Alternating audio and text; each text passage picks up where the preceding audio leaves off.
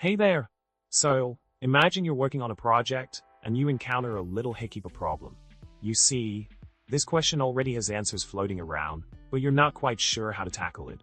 Don't worry, we've all been there at some point. Let's dive into this and find a solution together. Now, onto the solution. When faced with a dilemma like this, you can simply use the KeyValuePipe. This handy tool allows you to iterate over key value pairs effortlessly.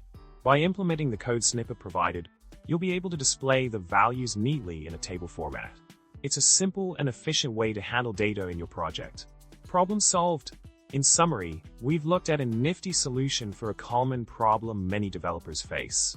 By utilizing the KeyValuePipe in your code, you can easily manage and display key value pairs in a clean and organized manner.